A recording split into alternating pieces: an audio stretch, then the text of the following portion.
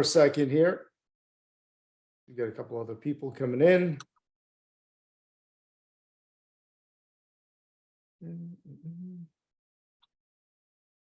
All right. It's 2:01, nary a minute to share. Start the clock. There we go. 20-minute sprint training. This one I've been waiting a while for. This is going to be a fun one. So sales manager is arguably the least prepared for role in the entire universe of the professional world. Oftentimes you'll work on a sales team and the owner of the business or the VP of sales will just tap somebody on the shoulder and say, you sell pretty well. Why don't you lead the team?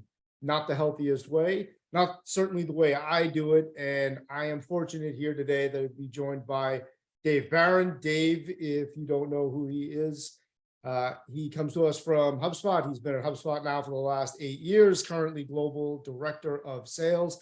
Dave is also a limited partner at Stage 2 Capital. He does a lot of work consulting with startups and really helping them scale up their sales organizations. Dave has been in a leadership role for years, and he and I together have combined to promote dozens of people over the years from rep to manager. It's a conversation that we've had quite often, and it's one that I get asked a lot. Dave, I don't know about you. Is this something that your people are coming to you and you're getting a lot of consulting for? Yeah, of course. I think companies that I work with outside of HubSpot, but also I would say honestly on a weekly basis from a salesperson, asking what they need to be doing, how they can position themselves for a management role. So let's get into it. 20-minute sprint. So the idea here is you get in, you get out, you get on with your selling day. So we stick to the principle of 20 minutes. For those of you who are new, rules of engagement, it is going to be 20 minutes. We'll stop the clock at 20. Dave and I will stick around for another 10 minutes. If anyone has any pointed questions, it's going to be first come, first serve. So pop your questions in the chat. Dave and I will run through them in order. And a lot of the content that you're going to be seeing here today is not only from the cerebral cortexes of Dave and myself, it's all pulled together in a triple session skill track that we just launched for managers on coaching. We'll get into that in just a minute.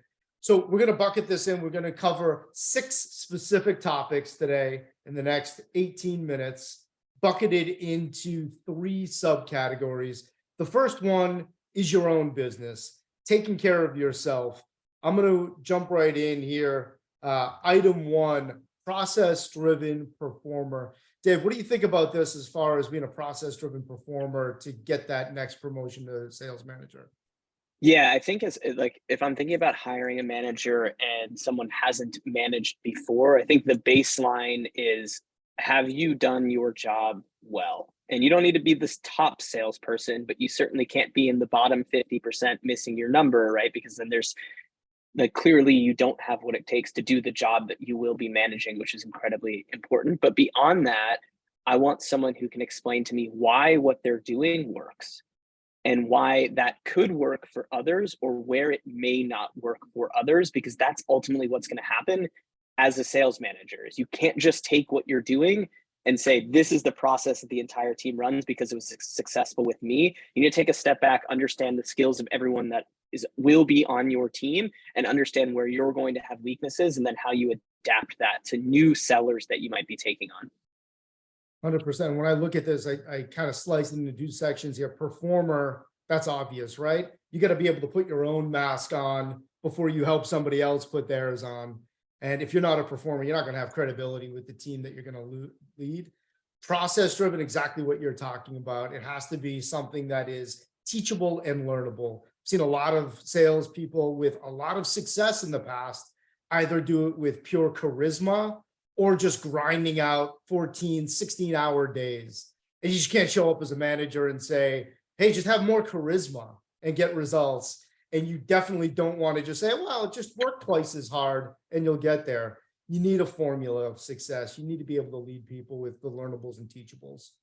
Yeah, I might just add one thing if I can here, Matt, too. Like if you're an IC who's listening to this or on the call right now, I would just think about your day. So like, how are you getting leads and what is your process for that? And how are you making that better? And then how are you doing your discovery calls. How is that working today and how can you make it better? And really chunking out your sales life into the skills that you would then need to transfer it for and train the folks that you would then manage. And again, why does this work for me? Will this work or could this work for other people? Why not? Yep. Next up, emotional intelligence. I'm going to lead here and pull you in. This is a big topic for me, and it's one I'm really passionate about. With emotional intelligence, it's been scored already to be 4 times more likely to lead to a leadership role than IQ. EQ is off the charts more valuable. When we're looking at EQ, it's about managing yourself and managing your relationships with others. We want that in any role in the professional world, obviously. As an IC, if you have it, it's great. It's a must-have as a manager. You cannot move into a leadership role unless you are scoring really high on emotional intelligence. If you don't know what this is, there are 4 subcategories of it: self-awareness, self-relationships, relationship awareness, relationship management. So how do you manage yourself and how do you manage relationships is huge. What have you found here, Dave? Yeah, I think what's interesting is like this ties in with actually the first point we talked about, which is that self-analysis of your own world and leveling up and kind of thinking like, if I'm on an airplane looking down at myself, how does this look? Where can I get better? Why is it working? And then as a little aside, one of the questions that I ask every manager is about bad interactions. I want to understand where they've had bad interactions with other people at the company, other reps, pre-sales, post-sales teams, customers, why they think that happened, and then what they did after. And do they think they were in the right or the wrong? And really, what I need is someone who can self-coach and self-actualize what's happened objectively, because they're going to be doing that every day with reps.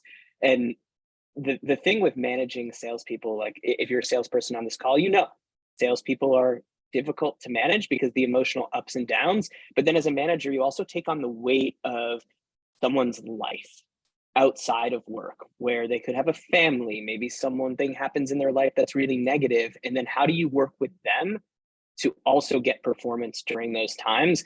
And you need to have a high EQ to be able to navigate those situations and still produce a performing team, because regardless of what's happening with your ICs, you're still going to carry a number, and that number needs to be hit for you to perform.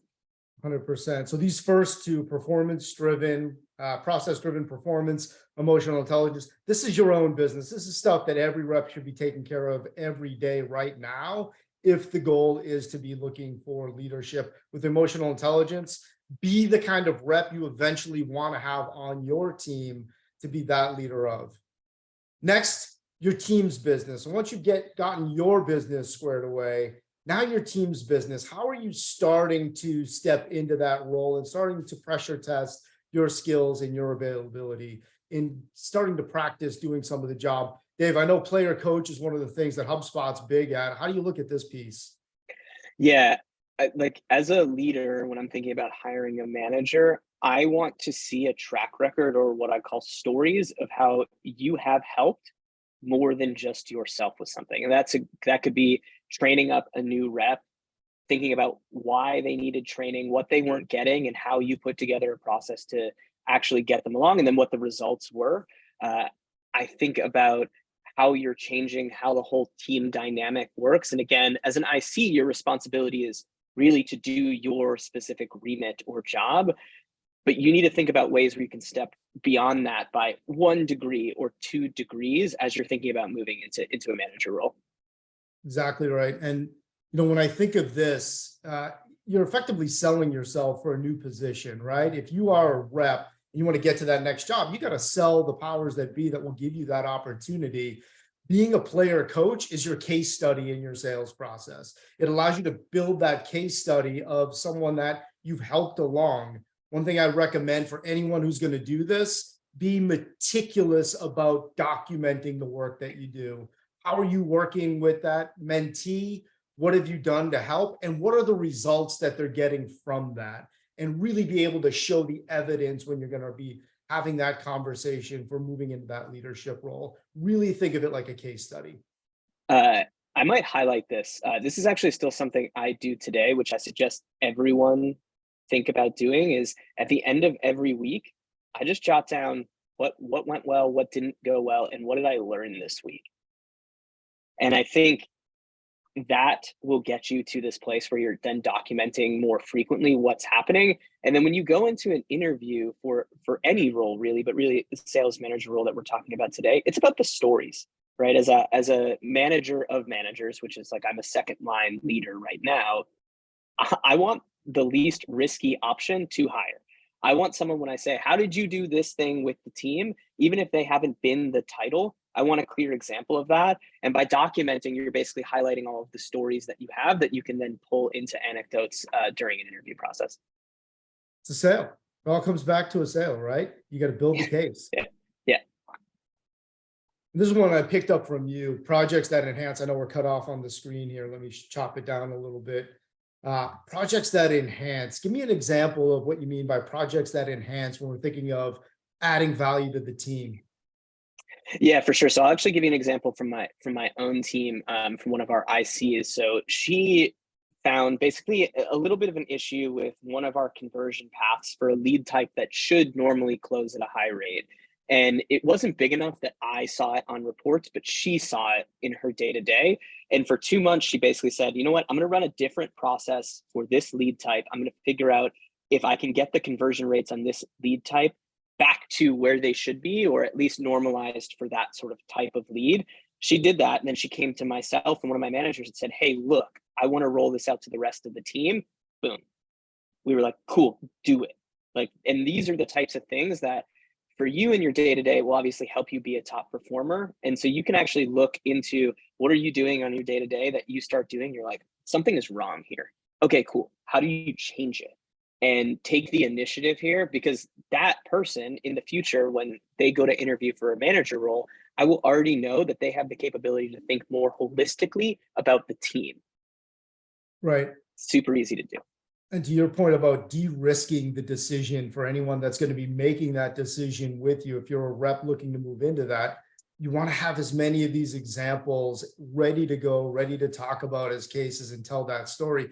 Enhancing the team is the job in all of its different flavors, whether it's getting great people to join the team, coaching them up, optimizing the process, looking at data, whatever it might be, the interconnections with other teams. There are tons of opportunities to constantly improve and optimize performance. Grab one, take ownership of it, show that you are willing to put yourself forward for the benefit of the team, and have that small project as a case study to then take into that conversation. So it goes right into, again, having another one of these examples where I'm kind of starting to do little pieces of this job already. You can see me in this role. So what have we covered so far? 2 different sections, right? Top section, put your own mask on first. Nail your performance. Needs to be process driven to make sure you can teach it and have other people learn it from you. Need to make sure you have high EQ, high emotional intelligence. You're a good citizen of the team, the business. When we think about helping your business, player coach, you're starting to work with the team, starting to see yourself in that role. Projects that enhance, you're grabbing something that's more systemic and helping enhance the team there. Final section here in the last 2 pieces that we're going to talk about. Well, your business is business. So we started really locally, gone to the team. Now, if you move into that leadership role, you're going to be impacting your business at large. You're going to be working with other teams. You're going to be working with the executive team. 2 areas that we want to talk about here. Business acumen. I know this is a big one for you, Dave. What can you tell us about this? Yeah, for sure. I just think this is really, really important for any leader to understand what the strategy of the business is, and then how that trickles down to their team, and then how they communicate that with their ICs. Basically, all business strategy is trickling down core objectives into each team and everyone moving in the same direction. Now, I will say this is like a hard thing to teach, because it's not like just do this. One thing that I would, as if you're an IC listening or a rep that's listening, before you talk to a customer, the way that I go about this with my team is I just ask, how do you think they go to market? How do you think they sell? How do you think they market? And how do you think they service their customers? And that will just get you thinking about how the world at this business might work. And that way, when you're exposed to things internally at your own business, you can say, oh, cool, like I actually know roughly why we're going to do this because I've seen other people do this, or I've thought through it before. And it's just this constant curiosity that I think you need to keep going, keep going, and keep going. Like you just need to be curious about, why does a business work like this? Are these the right priorities? And then if these are the right priorities, or these are the priorities, how does what I'm doing on a day-to-day tie into that?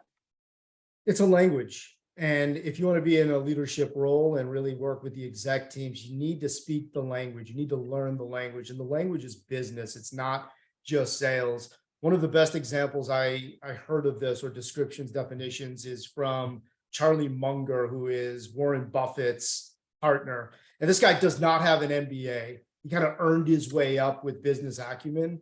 And the way he breaks it down to systematize it is business acumen has 5 elements: finance, marketing, sales, product, value delivery. Value delivery in the SaaS world is like CS, customer support. If you can understand those 5 elements of how a business operates, you're going to have a wide swath of business acumen covered. And I know that's saying a lot. There's tons of information out there, tons of areas to go. You go to Bloomberg and start reading about this. But understanding first your own business under those 5 core principles is the first way to get started. Then your customer's business, you want to cover that. I know at HubSpot that could be tricky because you have customers that do everything, right? How do you coach up your team on business acumen? So I mentioned it before, like we do this exercise with everybody. Before I listen to a call, if I'm going to review a call, I will ask my rep, great, how do you think they get leads, Yep. close business, and then expand and service their customers? And I think like when we talk about business acumen, you can use the 5 Munger things, but really what is a business? It's get leads, sell those leads, and keep them around to retain them or sell them more things. And so that's like how every business works. And so that's what we're doing. And then as we go through like a discovery, or as we go through a demo, I'm making sure that they're understanding the exact process that a customer is going through with whatever value or pain point that they have. Like, can you tell me what they care about? Can you tell me what their priorities are? Does that make sense? Do you think that makes sense? And if you're selling the same type of persona over time, it'll be cool as a rep and then a manager, because you'll then have an opinion about your customer, your prospect's business that you can share as a trusted advisor, because you've talked to tens, hundreds, thousands of customers trying to do the same thing. Quick little footnote for any reps here that haven't picked up on it yet. Notice that Dave is probing there by asking questions, not giving answers. That is core to leadership, core to great coaching. We'll delve into that in a little bit here in a minute. But the last bullet here on knowing your business and really impacting your business, infinite learning. This one is passionate here at Triple Session. I am a huge fan of infinite learning, never stopping. I blog about it, I comment on it, I post about it all the time. How do you view infinite learning on your team, Dave? Okay, so I think there's 2 buckets. One is infinite learning in the context that we're operating. So are you understanding the businesses we sell more, and are you curious about it? Are you understanding more deeply the products that we sell, and how are you taking initiatives in there? And then the other bucket is just externally. So when I'm talking to anyone that I hire, I'm like pretty curious about what they do outside of work. So I've talked to folks who, like, I have a rep on my team who likes to run marathons, but not competitively. He just likes to run marathons. And that is a skill in learning and determination. I will say, like, my time outside of work isn't spent on business learning. I love poker. And so I study poker theory. And like, that is interesting to me. And it doesn't need to be your thing or anyone else's thing, but I like to see people who are curious about what's happening in their context, but also stretching to find something else that they're interested in. And so learning can either be like reading, but it all can also be doing something new that stretches you. Yeah, and I'll go back to being the reps that you want to have on your team. You want infinite learners on your team. Your superiors, whoever they are on the executive team, they want to see you constantly restless and pushing the envelope, staying cutting edge. The world is changing so fast right now. They want to see that you're staying on top of it. There's new technologies, new tools coming out. AI is changing everything. and then constantly going back to refine your own skills and make sure you're staying top notch. You're not getting lax at anything. So we covered it, 20 minutes here, taking care of your own business, put your own mask on first, performance, and making sure you have strong emotional intelligence, impacting your team. Start with being a player coach. Make sure that you're having that global view and really trying to grab somebody and build that case study of an individual that you're showing, I can coach up, I can help, I can take my skills and teach them to somebody else, and grabbing a project that can enhance your team, saying, you know what, I can look at this manager job and start optimizing the systems that are already there. And then finally, on that last piece with knowing your business and optimizing your business acumen, learn the language of business and constantly be infinite learning. Keep going back to the learning well. Never be satisfied that you've got it all figured out. That covered it. 20 minutes on the nose, covered everything there with 6 key takeaways here. If you learned something from this, that's great. Give us a shout out. Hopefully you have some questions here in the chat. All of this, a lot of what we talked about here is going to be sent out in a 1-page PDF that you're going to have in your inboxes if you're a Triple Session member. If you are interested in taking your skills to the next level, either as a manager or getting ready for manager, we just launched a manager track for coaching skills. So you can start learning about that player coach dynamic, start getting some of those coaching best practices in place. Next week, we're going to be looking at the road from SDR to AE from Morgan Buchanan at Speckit. She actually sold me Speckit. She was the BDR that got me outbound to first look at Speckit. And then she's since moved into the AE role. She's fantastic. We're going to learn a lot there from Morgan. That's our show, 20 minutes here. Dave and I are going to hang around for another 10, answer any questions if you got them. If we don't get to them, we have a great Slack community at Triple Session. So just jump into our Slack community, fire away with your question in there if we are unable to get to them. Let's see what we got in here. Thanks, Yara, for sharing the community link. You can see it there. Also, I'm going to share, if you want to jump into next week's session with Morgan and me, talking about the BDR to rep role, get in there. Or if you know somebody that's working as a BDR and they want some insights about how to take it to the next level, share it, get it out there, invite the world. You did it, Dave. I was impressed. Concise. Got through everything in 20 minutes. I know. Goes fast, right? I was worried. I have a lot to say on this topic. I don't know. I was talking to if anyone has questions, obviously interrupt. But I was talking to a first-time manager of managers today. So basically, a senior manager who now has like 2 managers, and he was kind of asking me like, how do you go about managing managers? And it was like just an interesting spin on what we were talking about here, which is just taking more ownership. And then I think the difference is with a manager of managers, you need to delegate a ton. And that thread you can actually kind of pull through as if you're a rep and you're thinking about becoming a manager, you have to know that your team's success depends on the team. Like it cannot be you. And so all of this is about making people better at their job and being a resource for them. And one analogy I like to use, and I use this in my sales days as well. I got this. So my first job in sales, I sold pharmaceuticals. So literally cold calling in person. I'd walk into hospitals and doctors' offices. And I had a very tenured rep who sat next to me, was kind of my mentor. I was like, hey, well, how do you think about going into these meetings? And his response was, every time you talk to someone, imagine they have a stack of papers on their desk. And each one of those papers is a problem. Your job is to take those pieces of paper off. And if you've done that, you've had a successful meeting. And I think about leading my team like that as well. So as a leader, you have to basically take all of the pain away from your team to open them up to perform well. And so my first question with basically every time I talk to someone on my team, specifically my managers, is like, hey, what are you doing today that's just a pain that I can take off your plate? It's like, cool, can I remove a piece of paper from them? Great. And then I hope that they then ask the same question to the individual contributors or sales reps on my team, which is like, okay, so if we're all removing things from people's plates and we're thinking about coaching and focus, I think we're going to create a successful team. So yeah, certainly as an IC, you own your world. As a rep, you own your success. As a manager, you have to shift your mindset.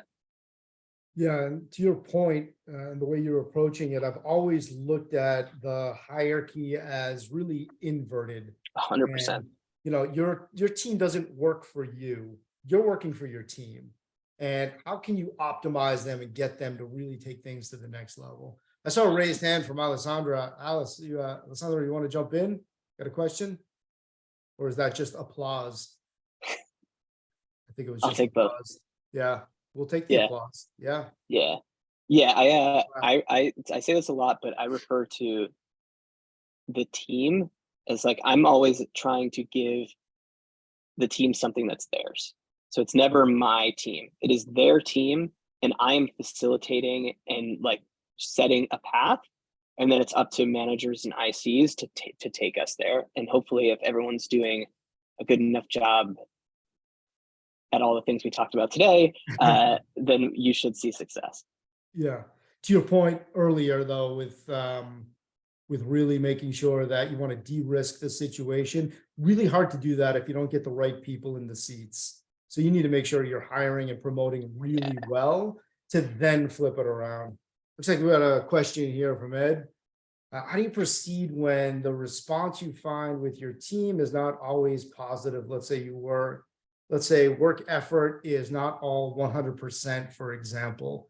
So that's something I've seen with a lot of experienced people, right? Top performers who sometimes take their foot off the gas. How do you think about that one, Dave? Okay, so I actually think these are two questions. So like the first one is like the positivity question. I'm okay with people not being super positive as long as they're bought into what we're doing. Like just because you don't like something doesn't mean you're not going to do it. And so I think it's a role as a leader to understand why this person doesn't like it and then to craft a narrative around what's happening that aligns with what their personal goals and development is or are. But like as a team scales, not everyone's going to be on board, but it's about getting people to a point where they can disagree and commit to build something and get them thinking about more than just themselves. Effort not at 100%, like that's a motivation issue, right? That is a leadership problem where you haven't spent enough time understanding what motivates someone, understanding what they're looking to get out of their role and what their path is. Look, if someone wants to be an IC forever, that's totally cool. I don't actually think people management is for everyone. As we talk about this move from AE or rep to manager, I think everyone thinks they want to do it, but don't totally understand what the job is. And then they get in there and they're like, ooh, like I actually kind of liked selling and I liked owning my own destiny. And it's like really hard to do this through others. And that is totally okay. But yeah, ultimately you just have to understand what everyone is working towards. And the way I think about this is like, I don't actually care if people's path, I work at HubSpot, is at HubSpot. If the job that they want doesn't exist at HubSpot, I work with them to get skills up so that when they are ready to take a next step, if it like obviously we want to keep them if they're a great performer and a great asset, but it's okay to just think about a person and their career as independent from what you're working on as a business. And kind of like a karma person, so I'm like, okay, if I can like really help someone, that's good for everybody, and you end up getting positivity back, right? So even if that person doesn't love what's happening, well, we're doing a bunch of things on the side that are helping them progress to wherever they want to go. It's funny, I'm a huge Masters of Scale fan, that podcast by Reid Hoffman. And just the last one I was listening to, talked about the boomerang effect and how one of the leaders talked about managing out 10% of your team that are performers every year. And she was like, why, I get a question on that all the time. Why would I want to let performers go? Well, partly because they're going to go anyway. And then she talked about the boomerang effect. These good things come back. They refer other people to your team. They have a positive influence. They speak highly of you online. Ultimately, you may work with them again down the road. So you really have to take your personal outcome off the table and really be generous and think of the person that you're with. Yeah, I think you have to love that too as a leader. Yeah. Like you should just love that. Yeah. And again, it goes back to being the kind of person that we would want to have, right? Exactly. Well, thanks a lot, Dave. This was great. Went by fast. That's a good sign. Everyone that's here, if you have additional questions, again, we've got the Slack group. Get in there. We have a Q&A section. Fire them away. Dave and I will be in there checking on it. You'll get the one-page PDF that summarizes everything today. jump into the coaching track. We just launched it for managers. Great stuff in there for both managers and aspiring managers. Thanks again, Dave. See you soon. Everybody, practice makes progress. Talk soon.